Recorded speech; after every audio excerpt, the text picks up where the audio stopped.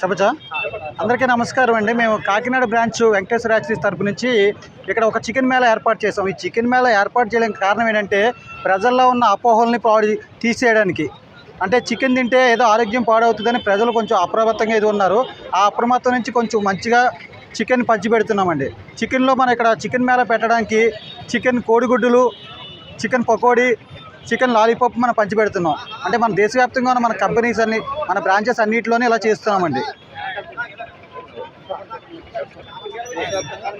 మన దేశవ్యాప్తంగా మన వెంకటేశ్వర యాక్సిస్ కంపెనీస్లో అన్ని బ్రాంచ్ల్లోనే మనం ఇలా చికెన్ మేళా ప్రదర్శిస్తున్నాం. ఇప్పుడు ఆంధ్రప్రదేశ్, తెలంగాణలో మాత్రం 280 స్టాళ్ళు పెట్టామండి.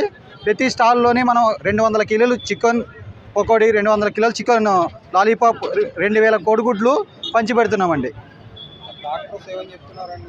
ఈ డాక్టర్స్ చికెన్ తినవచ్చు, ఆరోగ్యంగానే ఉంటుందని ప్రాబ్లం ఏం చెప్పారండి. ఆల్రెడీ డాక్టర్స్ కూడా ఎటువంటి వదంతులు ఏమి నమ్మొద్దని చెప్తున్నారు.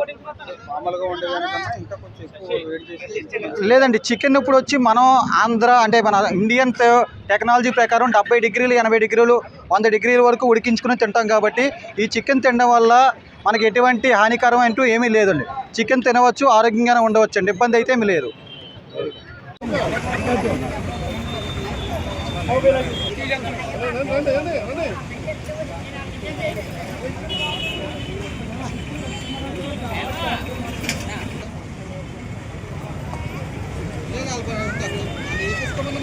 పంపించే